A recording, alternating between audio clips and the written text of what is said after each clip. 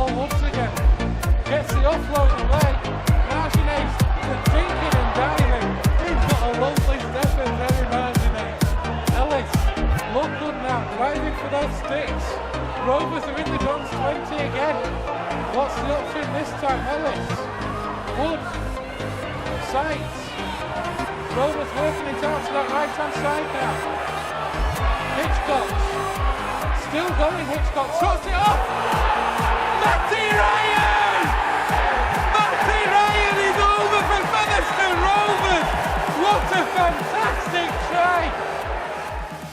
Paul Wood, Rovers, Doncaster 6, Rovers 13. A fantastic performance and a great result. Yeah, it was. It's a tough place to come here, and just looking at Doncaster last season, there was, a tough team, and we knew that it was going to be tough today.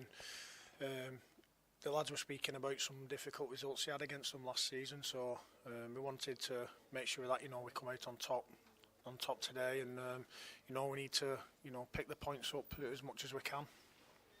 4-0 down at half time. It was the first half of two halves anyway. Doncaster came out very strongly in the opening 20, but you managed to pull it back in the second quarter. Yeah, it was. I think probably a bit of lack of composure on our last plays. Our kicking game wasn't great, and it gave them a few opportunities, a few mistakes, and I think the difference in the first half was probably the kicking.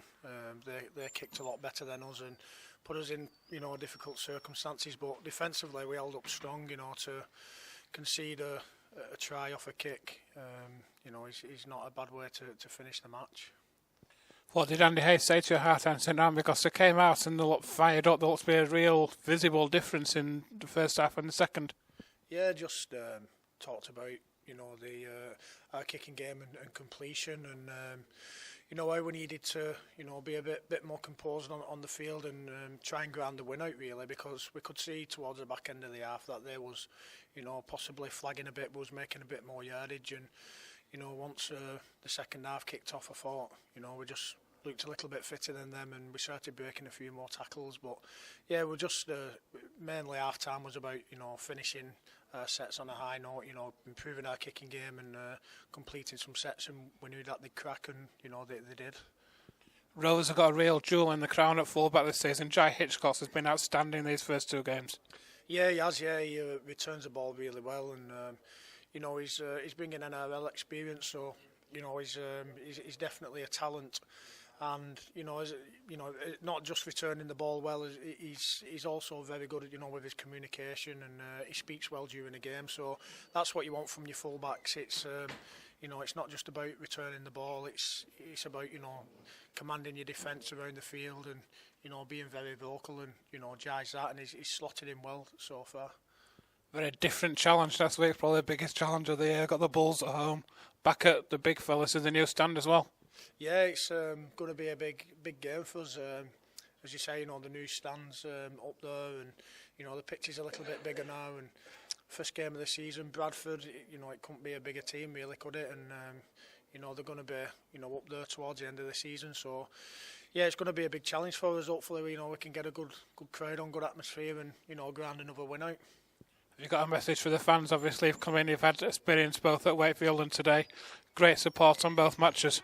Yeah, definitely. The fans are great. It's you can see. I suppose one of the reasons I signed at Fev is because you could see that it's rugby league through and through, and you can see that the passion in the fans, and meeting a couple of the fans as well. Away from the games, knocking around the stadium. It's they're really passionate about this club and about the game, and been great support so far, and may long it continue.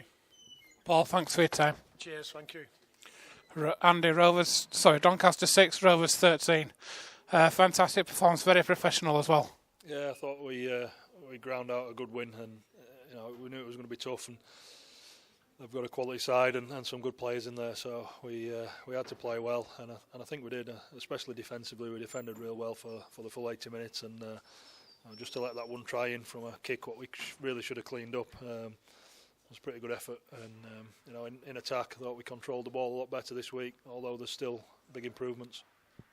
The first half of two halves in a way. Doncaster came out very strongly in the first quarter, and then Rovers came back towards half-time. Yeah, they had a good win behind them, and they were getting out of trouble with the kicking game. And we've got faith in our players and our off season and our conditioning and what we've been doing. We didn't. It didn't help us that we had to change Sam Irwin and take him off and put Remy on. And although Andy Ellis I thought was outstanding throughout the 80 minutes and playing there at hooker, it didn't really help what we wanted to achieve. But saying that, we knew they'd drop off a little bit around the first period, and we could exploit that, and we did. So it was just a case of sticking in with them early on. They wanted to start well. They've been talking about it in the press, and we needed to go with them and create some pressure on them after that. 4-0 down at half-time. Rovers came out visually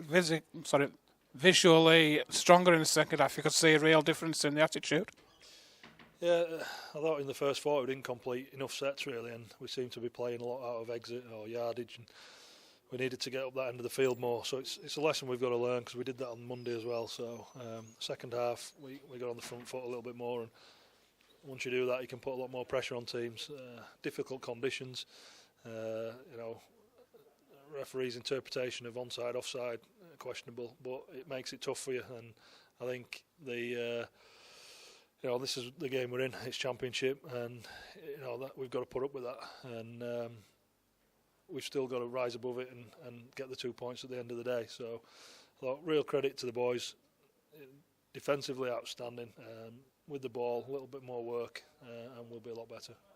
You got a real jewel in the crown. We talked about him last week at fullback. You got a real jewel in Jai Hitchcock's at fullback. He's been superb first 2 games.